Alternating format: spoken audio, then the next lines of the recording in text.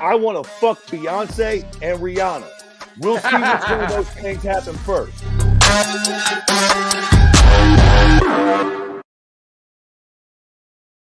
All right, ladies and gentlemen, welcome to the last episode of Keyboard Warriors before the end of the year, 2023. Obviously, it's December 29th today. So we got tomorrow and then Sunday at midnight, the ball drops, and we're in 2024. And we'll see what other crazy shit happens in this world. But I'm Eddie Law, Fred Kirby, of course, Keyboard Warriors, presented by Cageside.com.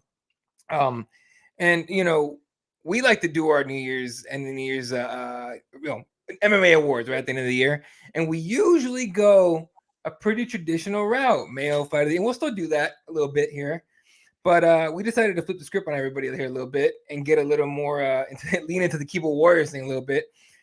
We're gonna have some more fun with a little bit of different categories. But before we start, without going into any of the categories, really, what is your biggest takeaway of MMA in 2023? Biggest takeaway from MMA in the whole year. So Right. the whole sport overall. Mm-hmm. What is my biggest takeaway? I don't know. You hit me with the fuck.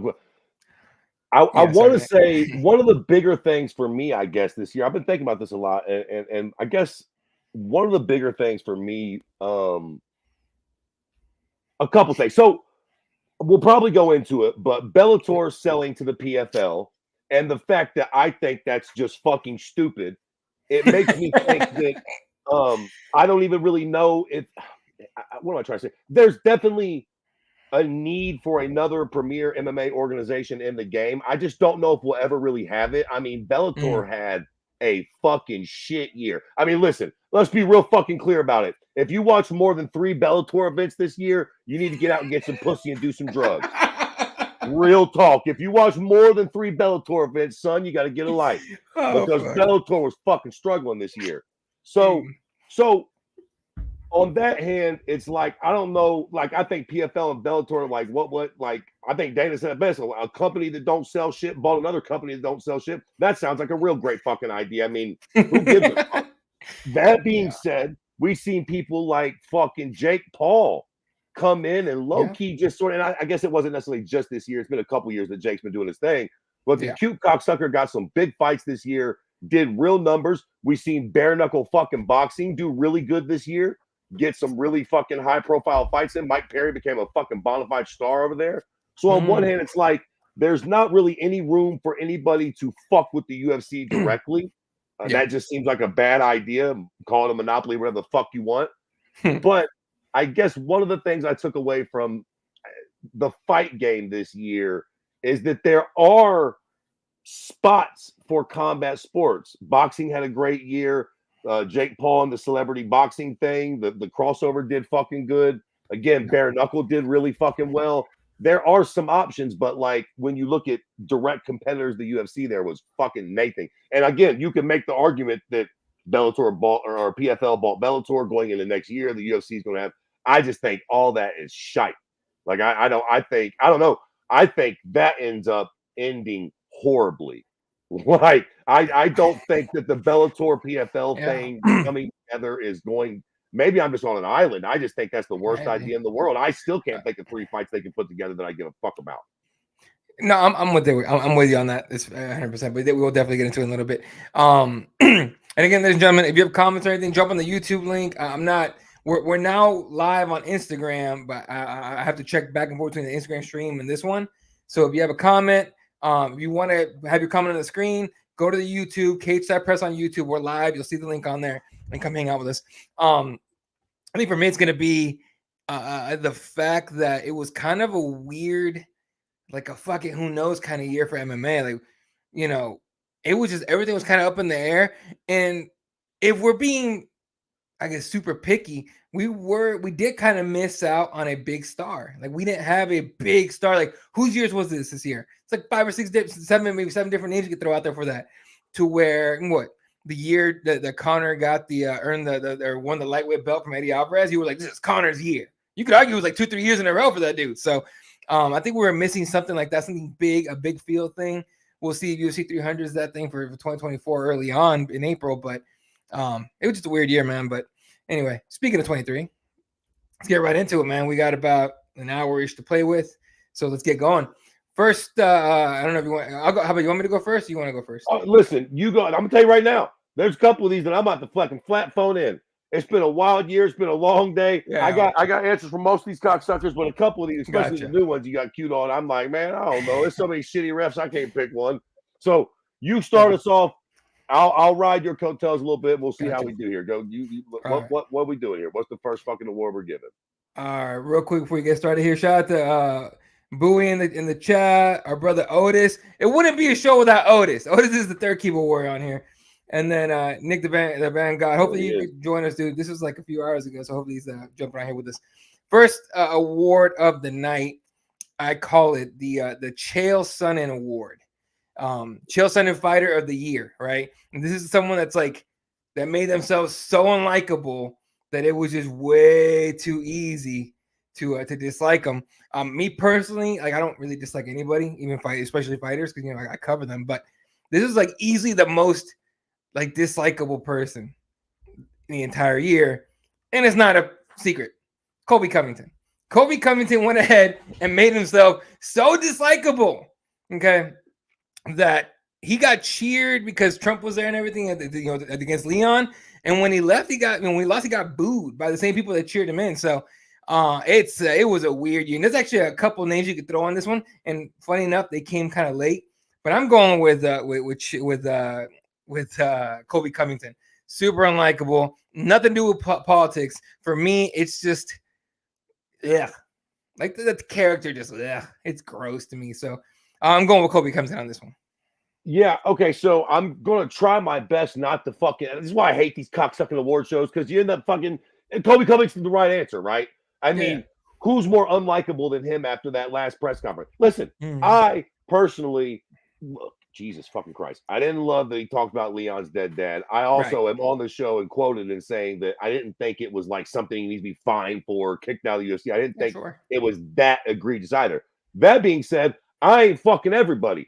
Everybody else didn't like it at fucking all. So, everybody, it seems like, turned on Colby. Even the people that liked him, especially after that fucking stinker of a performance. I mean, he's like the most fucking hated guy in the sport at this fucking point. You know what I mean? Like, there's really not even... I mean, you said there are other people. Come on, I'm fucking stoned out of my tits constantly. Who else is even in competition with Colby? I would say Sean Strickland, but for whatever fucking reason, he's actually fucking endearing to people now. Incredibly endearing. Who knew that was going to happen? He's a baby face all of a sudden, which is completely fucked as far as I'm concerned. But it's for the idea and the fucking life of this question, Sean Strickland just doesn't really fit the bill. Me personally, he might be one of those. And I guess to be fair, I don't really hate Sean Strickland either. Fucking Colby's still a little bit more hateable than fucking Sean. But Sean Strickland definitely doesn't fit, as people fucking like that guy now. So, yeah. Look, Sean Strickland just being the fact that he's being real, because Colby comes off, whether or not it's a character, because I know what he said to Leon allegedly at the ceremonials was, I thought it was a character. Well, dude, if it's not a character and that's really you, damn. But if it's a character, it's stale and it sucks.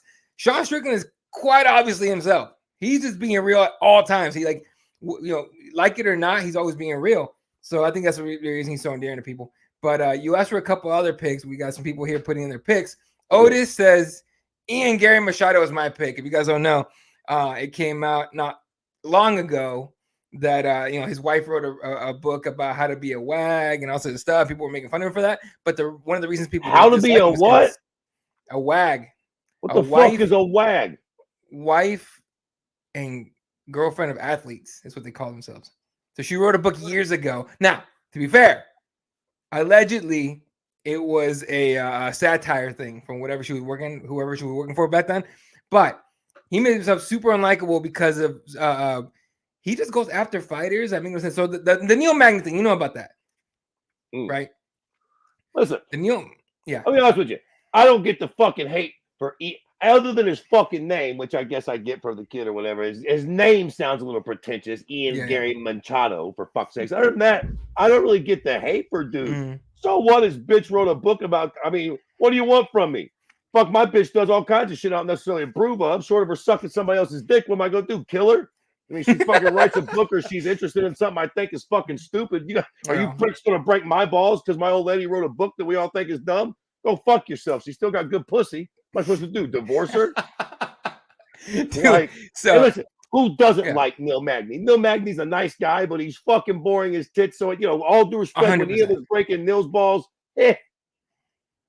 So the reason one of the again, this is stuff that not everybody knows. Everyone just kind of knows the whack thing and everything. But when Neil Magny kind of joked around about, pretty much joked. No, he did joke around saying, "I'm gonna beat Ian Gary like I beat my kids." Right. Quite obviously, I think everyone in there in the media room and everyone watching that presser or that media day was like, "Oh, okay, he's just fucking around," because it's Neil fucking Magny. We all know Neil Magny. Ian ran with that shit so hard that Neil Magny has said that he's having a fight for his custody of his kids because of the shit that Ian Gary put out there. So that's one. Two, when he was supposed to fight Jeff Neal, which I know he's scheduled to fight Jeff Neal again, or they rebooked the fight because they did happen the first time. He wore that Jeff Neal mugshot T-shirt, right? So and then the Vicente Luque stuff. Luque, I think he just converted to Christianity. I'm not 100% sure. I can't remember. Otis, if you clearly don't like Ian, so you probably know more about this than I do. But he did go into Vicente Luque's Instagram and post some fucked up shit on some of those posts of him getting baptized. So you're just like, what? So Ian made himself very unlikable with some of that shit. But I think to me, the biggest thing that people are don't like him for, and again, Otis, tell us why you don't like him, is because Ian dishes it out, but he can't take it. Like, he clearly can't take it. He fucking went private on his Twitter as soon as Sean Strickland came out with the whack thing, and it was some fucking dude on YouTube that put that out first. Ian called him a liar. His wife called him a liar, and then this dude, I don't know the fucker's name. I'm sorry, I apologize. I know he's a YouTuber and everything. I should know who he is, but I got too much shit going on. Okay, Otis says he mocked Luque's religion. Never cool. Well, there you go. So So Ian made himself listen, the more you guys talk, the more I like Ian. To me, that might be the lightest shit that he did. Because to me, the Neil Magny shit's fucked up. I mean, listen, we got to move on here, and I'm not here to argue. But look, Neil, I can't do nothing that makes the. You said you beat your kids. I don't make it seem like I called the police and got them to come fuck with you. You was on camera saying you beat them little motherfuckers. So if you got a problem with the police, it's not necessarily Ian Gary Machado that you know he might have brought to the forefront, but you said some dumb shit that got you in trouble, not him. And yeah, listen, I know that some people take religion very seriously, and all due respect, fair enough to them. But like, I let me tell you something. If I was a fighter and you just fucking became a Christian, I might mock your God. And all due respect, all y'all can suck my dick for it. Like, what are you gonna do? Like, I would love to be a fighter. I would love to just have the like. Can you kick my ass though? Can you kick my ass? No, then suck my dick. How about that? No, honestly, to me, the only reason, and I don't dislike Ian whatsoever. I just, to me, it's just like, damn, poetic justice. You said all that other shit. Sean Strickland means one thing about your wife writing a book about wags, and it's game for you. So he's paying for it. And then, Bowie says Patty is the worst in my opinion. Patty Pimblett. Listen, I don't like hearing him talk. He sounds absolutely disgusting. Whatever accent that is, I'd rather, son, if you have Patty Pimblett talking to me 24/7, I'd take the fucking quick way out all day long. I can't listen to him fucking talk, but I definitely think Colby, again, for the general perspective, I think Colby's a little bit more hateable than fucking anybody this year. This last little fucking shit performance and the thing about Leon's dad really fucking put Colby in the fucking shit can, boys. 100%. Dude, at 274 here in Phoenix, Patty and Molly came into the media room because for those that don't know, during fight night, they'll just send fighters in there that aren't even fighting just to get some promo out there for them for their next fights. And Patty and Molly come in there and they are hammered. Okay, I asked one question and then I had to have someone else like, hey, can you understand what they're saying? Because I can't understand the accent for shit. I'm just terrible with it. And they had to fucking like decipher it for me. So yeah, no, I get the whole thing. All right, next category, next award. I call this one the UFC 200 event of 2023. What does that mean? The overhyped event of the year. This is a little harder if you didn't watch every single one, obviously, but the one that I kept going back to that really bugged me because the crowd, the audience that this event was made for is always awesome. And to send and then to give them a card like this was to me trash. And I mean, there's no way nobody knows what I'm talking about here. UFC London. Because the main event, Tom Aspinall, Marcin Tybura. That's all you got to know is the main event. The London, dude, that card had trouble selling tickets. I don't remember the last time that it was hard to sell out a UFC card in London of all places, right? London always shows up. Dublin always shows up. Those places always show up. And for UFC London to be that trash this last time around was just terrible. Decisions left and right. All this, it's like, it was just a bad vibe the whole night. And then first of all, those tickets were ridiculously overpriced. Yeah, they were. They were crazy overpriced, dude. Cats were hitting me up like, hey man, do you have any codes or something? I'm like, for what? It's like for tickets. Like, I don't. You have to be part of that UFC club or what do they call it? And people weren't going. So to me, that's the reason I call it UFC 200 because remember UFC 200 was supposed to be huge, and then John Jones popped hot, and then we got Brock Lesnar in there just kind of hugging Mark Hunt.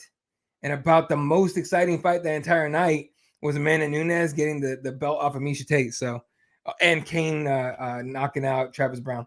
That was about it. But that's why I called it that. So, do you have any pick on this one?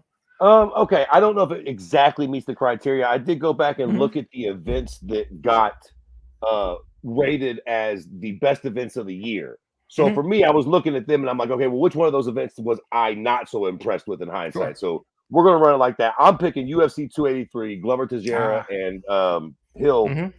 That ended up being a good fight, all right? But going in, being a pay-per-view, a numbered pay-per-view, that fucking main event is weak. The co-main was fucking Brandon Moreno and Davidson Figueiredo. What was that, number 3? Ooh, I want to say it was 3. Was that the third one? So you got an event that's got 2 title fights on it, but to be completely fair, there are 2 title fights that nobody, listen, you know how a title fight's not that big of a deal? When there's 2 on one card. That's how you know that either one of them ain't really that big a deal. If it was a big enough deal, the title fight would be anchoring the pay-per-view by itself. In fact, there was 2 title fights, speaks alone. You got fucking Gilbert Burns getting the submission over the one and only Neil Magny. Nobody knows how to draw down a crowd like that. Decision for Andrade and Lauren Murphy. Johnny Walker, Paul Craig was kind of fun, but you get the idea. Fucking Shogun Hua on the fucking card. Shogun actually fought on that card, so that should tell you the fucking quality of fucking life that was on that bad boy. That was a rough one. It really was. So that's I don't know if I would say that fits the bill as being super hyped going into it, but again, it's a pay-per-view card. There were 2 title fights, and it wasn't a bad card in hindsight. But overall, listen. If you spent your fucking money on that card, did you really feel like you got your money's worth that night? Like, no, you didn't. Think so. Yeah, 100% didn't. All right, and then everything taken into account for that card, you're right. I'm with you on that one. All right, moving on to the next one here. Ooh, where we at here? Here we go. All right, next category, and my computer will stop spazzing out. Is the Tyron Woodley Fighter of the Year. Why do I call it the Tyron Woodley Fighter of the Year? It's a fighter who let us down in 2023, to me, right? So who can you think of as a fighter that was just like, damn, I can't wait to see what they do this year, and they did next to nothing or nothing at all? And to me, I know he was coming off an injury, but I expected to see him back by summer with everything that was going on and everything. A few different, factors went in there, and I get it, and I understand it, but I'm still let down, and he is still my Tyron Woodley Fighter of the Year, Conor McGregor. Conor McGregor snapped his leg like a twig against Dustin Poirier. Totally get it. Gets on the juice, gets jacked. Again, look, he gets out of the pool. USADA's not testing him anymore because obviously he's out of the pool. He's getting some work done and everything. What the fuck just happened? Damn, son, you're in the dark now. My fucking light just turned off. Damn, my light's fine. We can still hear you and I can still see you a little bit, but you look a little No. It's fuck it. No. All right, let's go with this for the rest of the time.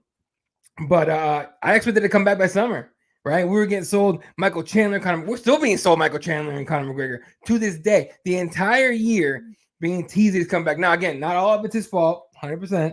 Injury, you saw it, all of this stuff. But I'm still super disappointed that he did fuck all in 2023. So to me, it's Conor McGregor. Fair enough. Good pick. And obviously I was bummed not to see Conor fight, so that goes without saying. But I tell you what, man, my biggest letdown of this year was John Jones.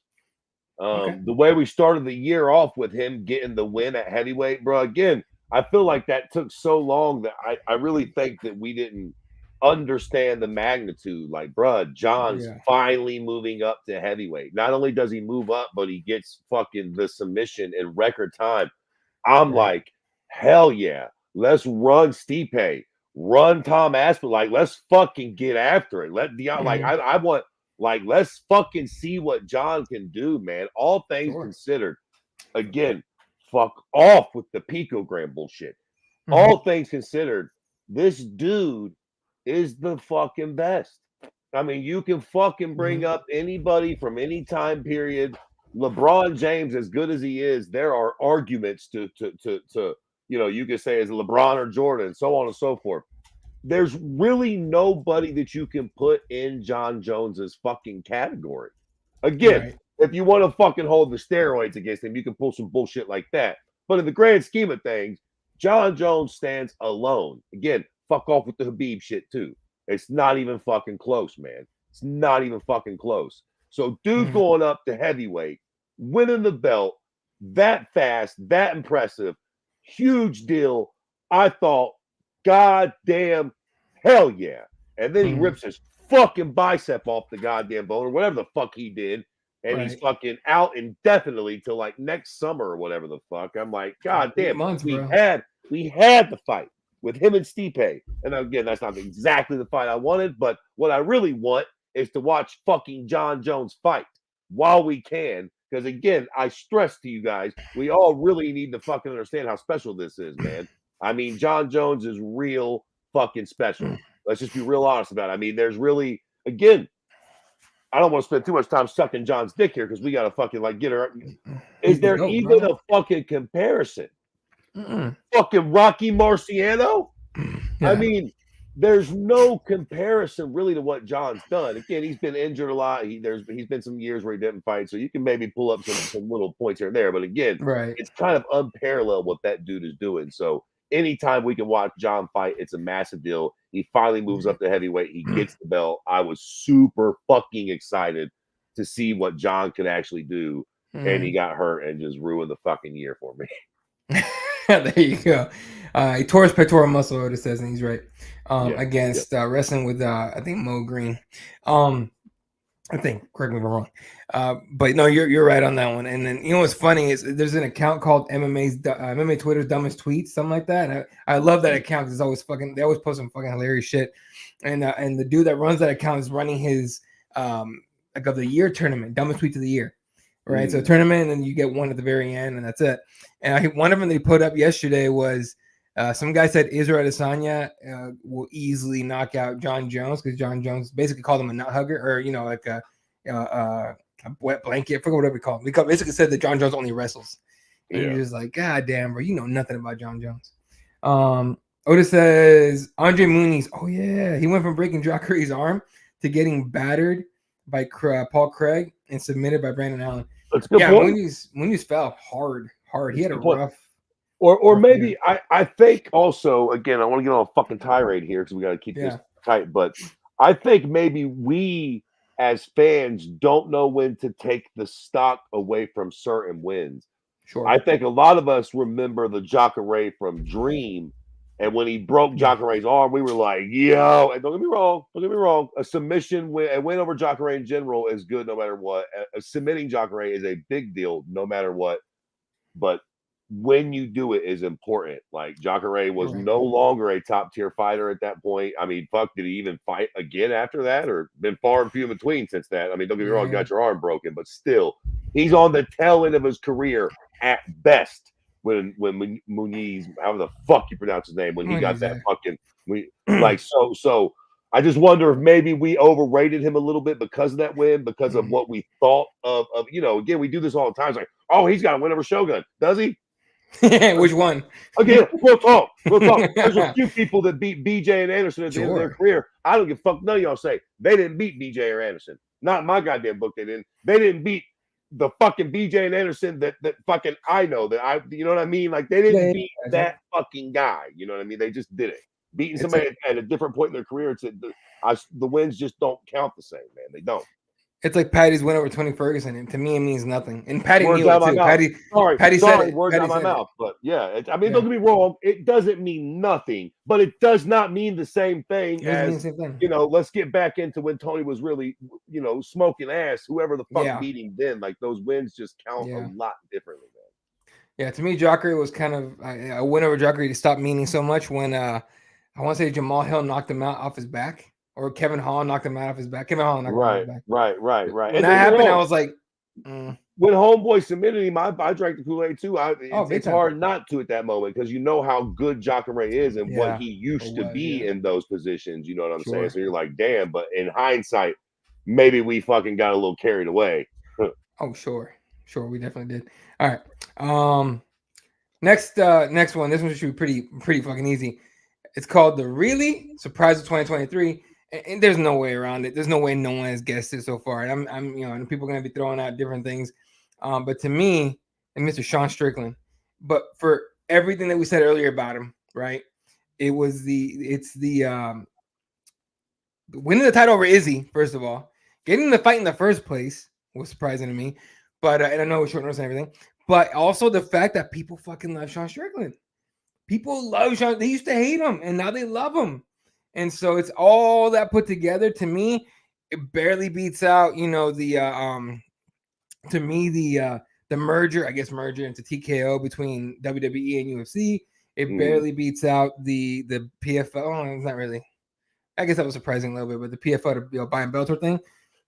To me, it beats out those things, man. Sean Strickland to me is the really surprise of the year.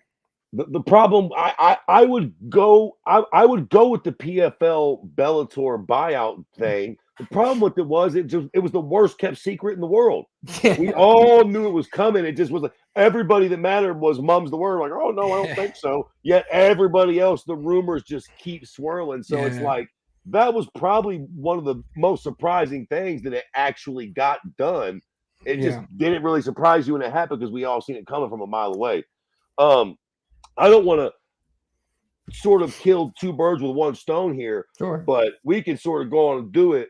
You know, we're going to do a biggest upset of the year. There's no, you know, listen, if you got anybody else picked as your upset of the year other than Sean Strickland outboxing Israel Adesanya, you're worse of a fucking filthy casual than I am. I mean, there's just, it's the most surprising thing that happened in the sport this year to me. It's more surprising than fucking Bellator snake ass getting bought, than the WWE, all that shit. The fact that Sean Strickland outboxed Izzy for 5 rounds is the most shocking thing that happened in the sport this year. For me, that's even more shocking than us actually liking Sean Strickland. Hell, we're in America. A fucking a dirty boot wearing prick like Sean Strickland. Sure, fair enough. I mean, fucking Donald Trump became the goddamn president of this country. Bro, so fair enough that they like Sean Strickland. But Sean Strickland outstriking Israel Adesanya, where in the fuck are we at right now? I mean, seriously, I was talking to a homeboy about that today. I still don't know what happened. I'm not completely sure that Izzy didn't throw the fight. That'd be fucking wild. No. What fucking happened, man? I know MMA math is not always exemplary of, you know, what you're going to see, but, you know, nothing from either guy's past fights with nobody suggests that Sean Strickland was going to come in and outstrike Izzy. I mean, one thing I do like about Sean Strickland is even he was like, you know, I'm here to get a check. I'm going to swing my fist and we're going to get after him, but more than likely he's going to light me up. I mean, he said that going in. Like, it was a foregone conclusion. Not only does he not lose, he outstrikes Izzy for 5 rounds. I mean, he barely gets hit. He didn't even get rocked. I mean, by far. Again, I don't want to ruin another up-and-coming category, but you can go ahead and shit can biggest upset because there's no other upsets to be spoken of. And really, the most shocking thing that happened this year in MMA was Sean Strickland outstriking Israel Adesanya. That was fucking easy, bar none. Oh, this is absolutely the surprise of the year. The way he beat Adesanya still has me shocked. Yeah, same. Like, I'm not even sure that it wasn't illegal in some way. I still don't know what the fuck happened that night. There you go. All right, moving on to the next one here. Fucking Christ! Every time I switch and the screen switches to like a dark screen, I like disappear for like a second. All right, next category. Okay, the Paige Van Zandt Fighter of the Year award, and what does that mean? It's the fighter everyone else likes, especially obviously during the year, but for some reason you don't. And so mine was pretty easy. I'm gonna get shit for it 100% because he's a super nice guy and very easily likable, but I'm just kind of tired of him personally. In fact, I didn't really care for him overall. I mean, I watch him fight; he's a great fighter and all that and everything, but. I didn't care much about him as a person until he kind of opened up a little bit this last time when he lost his last fight, and he talked about the mental health struggles of fighters, and that of course is Alexander Volkanovski. I am not a fan of the Aussie. He just not. I just can't do it. Like, I like his fighting style and all that, but dude, as soon as they start playing, hold up a second, I gotta put this up here. What's up, Rays? Don't you dare say Wonder Boy. I like Wonder Boy. I enjoy when Wonder Boy came out with cool. Tenacious D. That was fucking cool. I mean, he deserved to lose that fucking fight. You come out and fight a killer like that with goddamn Jack Black. I'm happy he lost, but that was funny. I love Wonder Boy. I think that was great. No, but to me, it's Alexander Volkanovski. I get irritated. As nothing against the song, but for some reason, when he walks out to the fucking Land Down Under song, I can't do it. I'm just like, not. I don't need him to come out to Tupac. I don't need him to come out with anything. He can come out to the same song. But me, for some reason, when I see his fucking little bald head walking, hopping out, and I come from the Land Down Under, I don't care. I do not give a fuck. That's the only reason I dislike that. Other than that, great fucking guy. I've gotten to ask him a few questions at media days and stuff. Fucking cool dude. But yeah, dude, I don't know why. The reason I call it the Paige Van Zandt, Fighter of the Year is because a lot of people love Paige Van Zandt, and I just, you know what I mean? Just no. Yeah, just no. Yeah, for sure. Could not care. Anyway, go ahead. So I wouldn't say that I necessarily hate this fighter, but I surely don't like him as much as everybody else does. And it's going to sound strange, too, because when I say this fighter at first, if you follow me on any social media, if you know me in any sort of way, you're going to be like, that's very strange because you actually seem like this is a guy you would quite enjoy. Mm-hmm. But Sean O'Malley's a guy that, like, he just kind of look, the fucking cornrows, the flamboyant dressing. I think he's fucking a little brown broad of some kind. I get the whole fucking gist. I'm here for, but like, there's something about him also that just like every dude's a legitimate star. Like, you could probably make the argument that maybe top 3, top 5 pay-per-view draw in the sport right now. Mm-hmm. And don't get me wrong, the knockout of Aljo was fucking brilliant. That was actually maybe even like overlooked as one of the knockouts of the year. But I'm a little surprised at how popular he is. I mean, I get it. He smokes weed and he likes the game and he's got an idea of the social media thing and he's got the fucking crazy, hey, he's friends with 6ix9ine, which to be fair also rubs me wrong. I mean, let's be very clear. You can fight snitch. Well, Sean. Yeah, but let's be very clear. That dude's a fucking rat. What the fuck? And I get that we're not all gangsters, but you can't come out with cornrows and a meat coat listening to Tupac with a fucking snitch. I mean, we're getting our wires crossed here a little bit. So, I don't hate Sean O'Malley, but everybody be like, oh my God, Sean, he's smoking a joint and doing these funny little skits where he acts all goofy. It's like, man, will somebody, can somebody beat him? Fuck. I like watching him fight, but outside I do of that, like watching him fight. I do like. He's got a fun fight style. There's no doubt about that, and he's a bad lad. But I think in the spirit of the question, it's just somebody that everybody loves. That I'm just like, he's not as fucking funny as everybody makes him out to be. For all of me, he better be he better beat Cheeto like convincingly this time. Don't fuck around like last time. This is Brandon Moreno's my PVZ pick. See, a lot of people say that, and I don't really get it, but I kind of get it now, right? Like, I get it. He's just too much of a Boy Scout. And he's a little bit of mean to your game. Ray says, I used to not really like Volk, but he grew on me a lot the last few years. Yeah, I just can't do the song, man. But ever since, like, the last time he lost, this last time that, in the post-fight when he was, like, talked about how he kind of goes crazy. He needs, like, that action to stay active just for mental health. I think a lot of people can relate to that. So I thought that was cool of him. But outside of that, dude, just change the song or something, please. All right. Next one up, there might be a couple. We actually might have a couple different answers for this one. But I'm gonna go with mine is the what the fuck just happened award of the year. It's what happened in the world of MMA where you're just like, what? And to me, was not PFI by Bellator. It was the UFC dropping USADA. The way that went down, dude. I shit you not. I was out. I think I was at jiu-jitsu at the gym when we all got Bowie says Volkanovski for me too. There you go. I was at the gym, I think, when I got the text that said press conference kicking off in like 30 minutes. UFC is dropping USADA. I'm like, what? And it was one of my friends that went to actual presser, right? With Nowitzki and who's the homeboy? Fucking Hunter Campbell. So I got home and I put it on there, and the way they describe how that all went down, you're just like, what the fuck? That dude that runs USADA became, apparently was super unprofessional, screaming at each other on the phone and shit like that. I got nuts. So, not to mention that when you heard about UFC and USADA, splitting ways, and I believe the next, a day and a half, my first thought was just like, oh, the juicing. We're gonna get TRTV tour back in this bitch. Suddenly, everyone's gonna be jacked again. We're gonna get some crazy fights. Someone else is gonna lose a fucking eye, and it's gonna be nuts. That's not at all what's happening at all. But it was, to me, it was a big fucking like, what the fuck?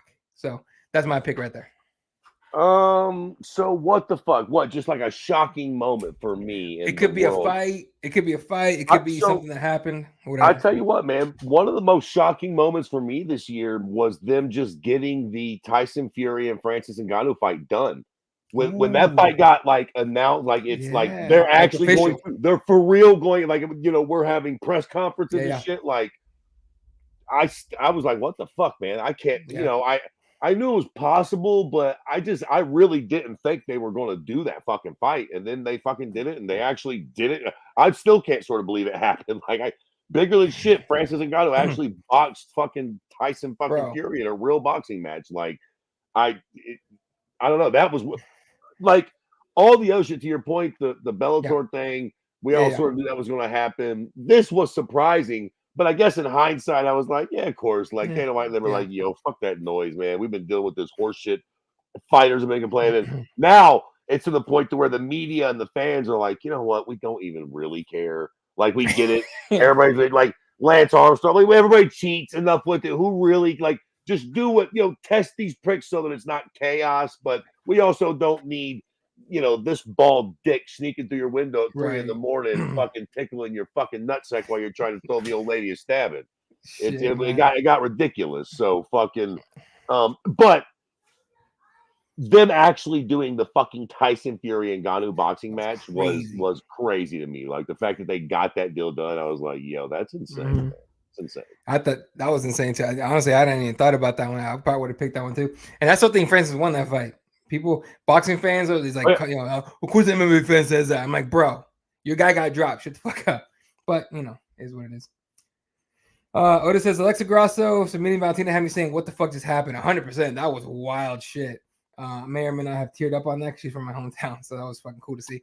And then Ray says, Fury and Ngannou is a great choice. 100%. It's pretty crazy, dude. Yes, sir. Yes, sir. All right, next one up. We got 4 more to go, and then we'll fly through our, traditional ones. We got about... I got about 13 minutes here, then I got to rock and roll. All right. Somebody had a ton of money on this one, robbery of the year. I think to me this was obvious. As the first one I thought of is the one I'm going with, because it was way too what the fuck just happened to me. Edwards beating Pudilova, because it wasn't a huge fight, it wasn't a title fight, it's not a number one contender fight, it's not an eliminator fight, nothing crazy. There was no real importance to the fight, but the fact that Pudilova beat her ass and Edwards still got the nod. I think everybody was just like, who are the judges and how can we ban them for a fucking life? And I still can't remember who it were, but that was a fucking nutty one. And again, it's one of those like, whatever fights, but that was a robbery, dude. That was like the worst one we saw this year. Now, you're probably correct. That is probably the biggest robbery of the year, but I am going to pick the fight that we just talked about. Okay. Ngannou Fury. Biggest robbery of the year was fucking Fury getting the win. And I'm going to tell you why. For all you pricks to come out real quick and be like, oh, Tyson Fury won the fight. And to be fair, I have on the show as quoted in saying, I do think that by normal boxing standards and rules, Tyson Fury probably won that fight. I still think it was a close fight by any stretch, but maybe he won the fight. Let me tell you something. If you make a fucking bet in Vegas on an underdog, what happens? They give you odds to make that bet fair. Francis Ngannou has never boxed no goddamn body, and Tyson Fury is the greatest boxer of all time.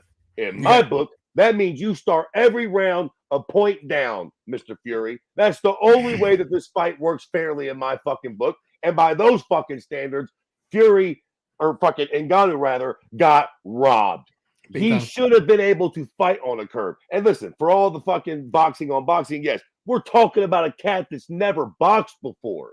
Yeah. Like, real talk, when you go to fucking bet in Vegas, if one guy's a fucking massive underdog, they give you a spread. They'll give you more money. It's not a 1-for-1 bet. What the fuck? That's bullshit. Fucking Ngannou got robbed against Tyson Fury. Fucking, there should have been a slight curve that it got judged on, and Tyson Fury should have lost that goddamn boxing match. Sorry, bud. I'm saying I agree with that. Oh, this is yeah, I would definitely lost that, and I didn't put the Coach of the Year category on there because I just completely spaced on that. But to me, Francis doing as well as he did, and arguably winning that fight, and Sean Strickland becoming the middleweight champion. Eric Nicksick, yeah, there you go. To me, is Coach of the Year. No need for the award. You're right. That just those two performances alone, go fuck yourself. I mean, 100%. All right, next one up. This is a fun one. The Steve Mazzagatti Ref of the Year. I don't need to explain this one. I don't got to tell you what that means. But when you see the homeboy's name and face, you'll know exactly why. Mr. Kerry Hatley. Almost getting Bobby Green murdered, killed in the octagon.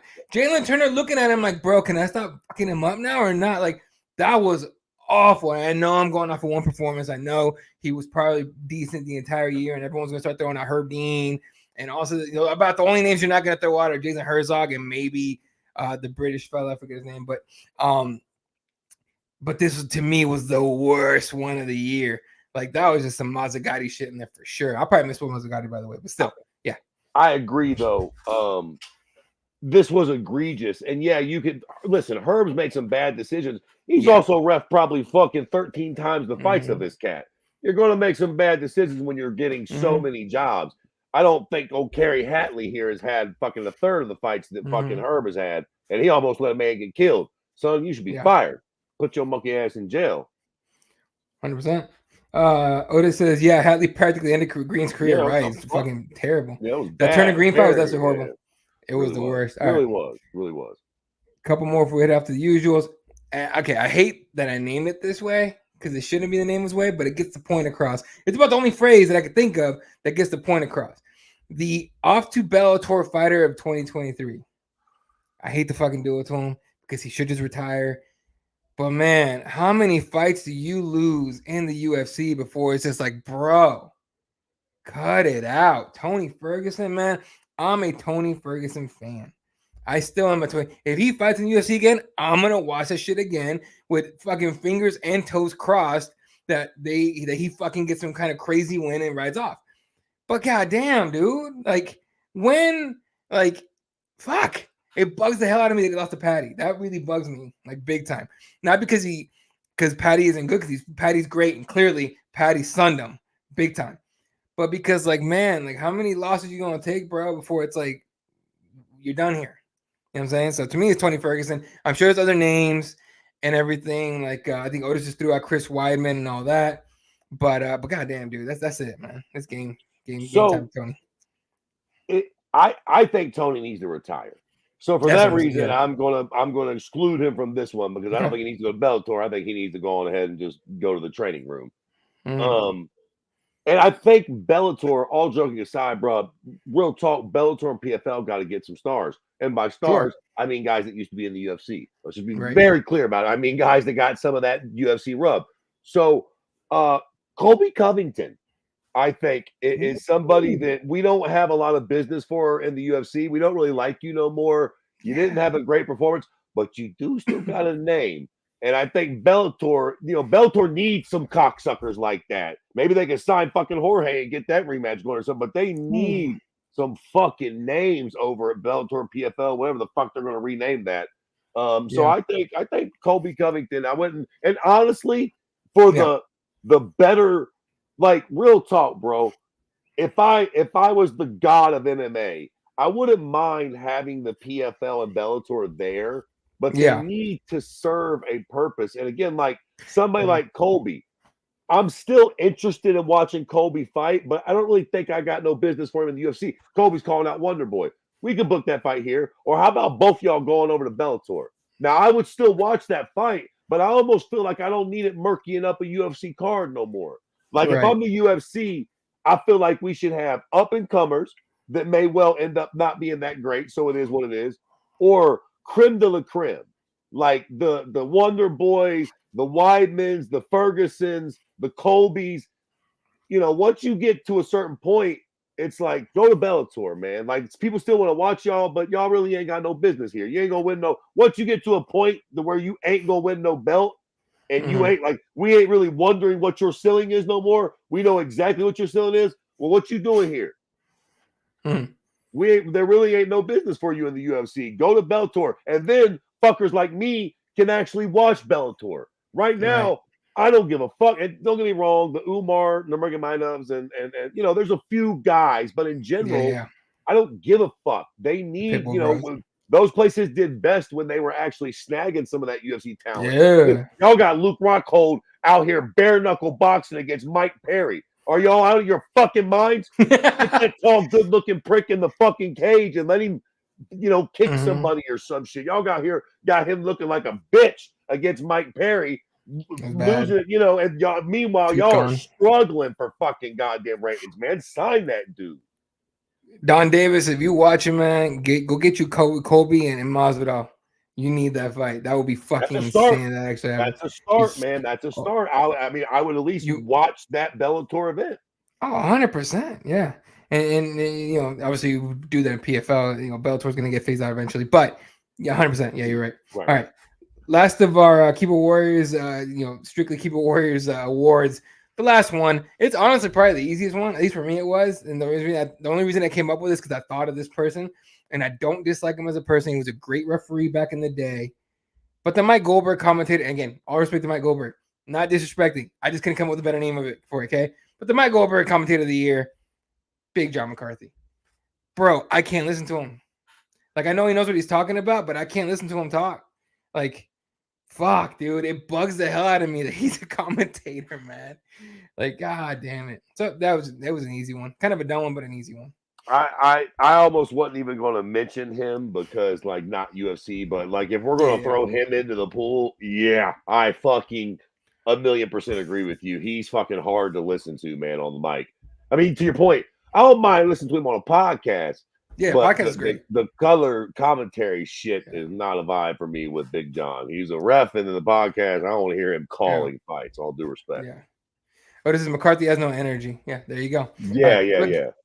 Again, no disrespect to any of the names, any of the people we picked. We're just having fun here. So just chill, okay? But we'll go very quickly. We got 4 minutes, okay, for the usuals. All right, male fight of the year. No explanation needed. Just throw out the name. I'm going Leon Edwards. There you go. Same.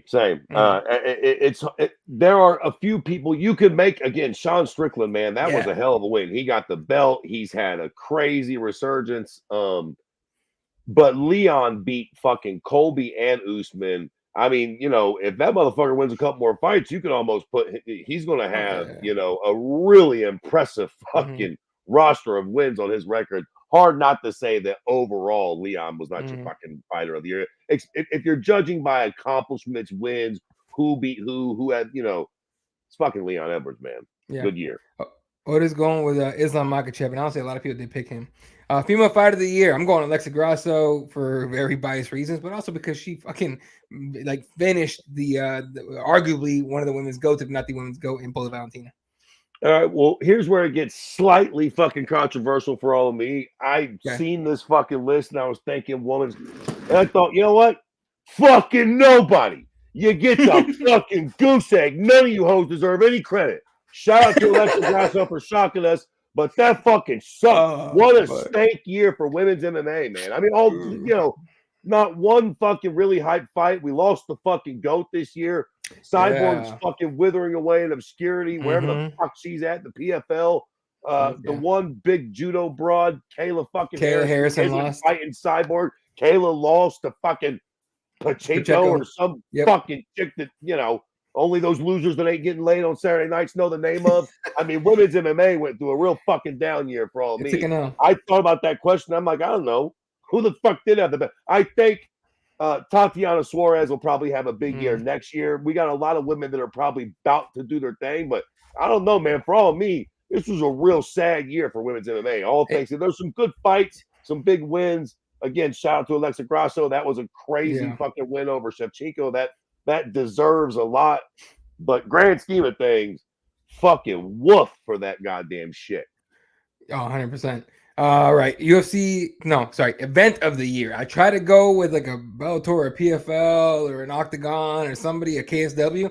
But the one that keeps sticking out in my mind every time I think about it, to me, UFC 295, Prohaska versus Pereira in Madison Square Garden. Co-main event, Tom Aspinall, Sergey Pavlovich for the interim title, heavyweight title. Jessica Andrade knocked out Mackenzie Dern. Benoit Saint Denis knocked out Matt Frivola with a fucking nasty head kick. Diego Lopez in the knockout. There was just finishes all over that card. Fun ass card to watch. One of the, usually the end of the year for the UFC like kind of ends like on like an type of note. To me, 295 was the best card of the year. At least it was for me. You said 295? Yeah, 295. Okay, listen, I got to go in a second, so I'm going to I'm going to knock out just all this. Throw them out. Event of the year, I got fucking Jones versus Gane. I know it was early in the year.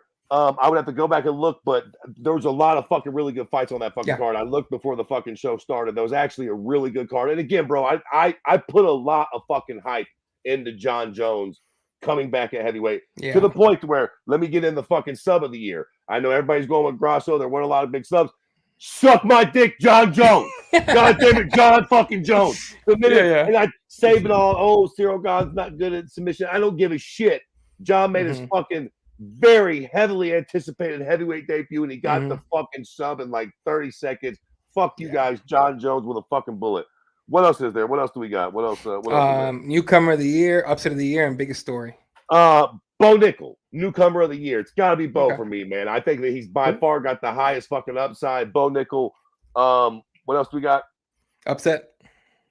Come on, Sean Strickland. Yeah. Again, that's the most insane upset of all fucking time, damn near for me, especially because of how he fucking did it. Yeah. He outstruck Izzy. Go fuck yourself. Billy showed him. And then the last one, biggest story. What was the biggest story to you?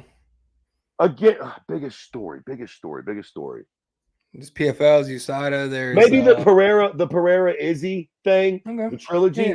That third fight was huge, monumental for Izzy. Now again, he went on to fucking shit the bed with Izzy or with Sean Strickland, so that's not. But that third fight going into it, we're like, yo, huge deal. Izzy comes out, he lands the knockout. That was this year, right? Yep. Yeah. I think that was kind of the biggest story for me that I was at least most involved in. That third fight with them, and then the way it ended, Izzy's speech afterwards, huge moment. All right, I love you all. I gotta go. Later, brother. See you next year. All right, bud. All right, I'll throw mine out here since we got a little bit of time here, like a minute or two. To me, knockout of the year was Izzy knocking out Poatan in UFC 287. That was just exercising the demons, man. That shit was nuts. Otis says KO of the year, Islam or Revolt. That head kick knockout, that was nasty. Sub of the year to me, again, Alexa Grasso subs bullet at UFC 285. That was the Gane Jones card. It just what it meant to women's MMA, what it meant to to her, what it meant for the division. There's just a lot of different things. To me, that's what it was. Otis says submission of the year, Jones over Gane. There you go. Rays knockout of the year, Islam versus over Volk. There you go. Next for me, event of the year, UFC 285. I think we talked about that. I want to say. Newcomer of the year. I was gonna go Bo Nickel, and I did for Cageside Press. If you go to Cageside Press here in a couple of days, we are putting out our of the year awards, and we are actually doing a show tomorrow night. I'll tease that here in a second. But to me, I was gonna go Bo Nickel, but I'm going Diego Lopez. It's just the kid is just every time you think he's gonna hit a speed bump here. All right, fine. There's a little higher level. He's gonna get fucked up here. He doesn't. He fucking shows up and wins. So to me, it's him. Otis is going Bo Nickel as well. Upset of the year, Strickland over Izzy. There's no other choice. Like, no one saw that coming. Yeah. And then Ray said Diego's nasty. Dude, Diego's nasty and he's fun as hell to watch. He's a nice fucking dude. So it's cool to see someone that cool win. And to me, the biggest story of MMA in 2023, PFL buying Bellator, because they're putting out this narrative, which they're still to prove, but they're saying they're going to be the co-leaders of MMA. And Don Davis, the leader, president, whatever of PFL, when you come out and say something like that, you got to put your money where your mouth is. Now you got to deliver. You're going to call yourself the co-leader, step up and make it happen. Network deals, better talent, big fights, big cards, and all that. But if you're going to try and make me pay pay-per-view money for what you got right now, it's going to be a hard sell. So there's that. All right. Yeah, and that's going to do it. Tomorrow night, Cageside Press, same YouTube channel and Instagram and Twitter. We are doing our Cageside Live 2023 MMA Awards. So far as myself, Mr. Gabriel Gonzalez, our lead correspondent for Cageside Press. You never know who's going to show up. Same time as tonight, but it's going to be way more traditional. None of the keyboard warrior stuff. Again, I appreciate you guys having a sense of humor, understanding that we are the keyboard warriors, and that's why we went with the fun categories that we came up with. But all in all respect to all fighters that stepped into the cage this year and put it on the line for our entertainment, and best of health for them, health and everything to them. And all you guys that ride with the keyboard warriors, we seriously, like I said every year, every episode, every show, I say we love you guys. We fucking love you guys. Like you guys make it so easy to keep coming back and doing this stuff. And I know we hit, we kind of slowed down this year, 2023. It was nothing crazy. It's a crazy busy year between Keyboard Warriors. Obviously, it's the first year that Keyboard Warriors was on Cageside Press and leading Cageside Press and everything like that, and working with everybody and everything. So, we appreciate the hell out of you guys, man. You guys are dope as fuck. Like, we've been doing this for almost 10 years, 9 years, whatever it's been. Me and Fred. I'm surprised. I'm a little surprised we're still doing it. You would have thought, this would have died out, especially when 2020 hit and a million podcasts sprouted up, and now every fighter has their own podcast and everything. You guys still coming back and hang out with regular ass fans like us, so I appreciate the hell out of that, guys. So, all right, our usual end of the show. Shout out to everyone that tuned in. Nick Devon God, Bowie was here, Otis was here, Rays, welcome. Hit the subscribe button, my friend. Everyone that tunes in, we love the hell out of you guys, we really do. Hey, you have a good one too, Rays. Appreciate you. Have a safe and fun and happy new year. We'll catch you guys here on the flip side in a couple of days. Tomorrow night, again, Cageside Live, MMA Awards. Come hang out. It's going to be a fun time for sure. But for myself, Mr. Fred Kirby, the entire crew of Cageside Press, shout out to everyone who tunes in. Otis, the third keyboard warrior. Love you, man. Everyone that tunes in. It was a hell of a year again. 2024, we're aiming for something bigger. So, love you guys. Good night. Good night, Wilshire.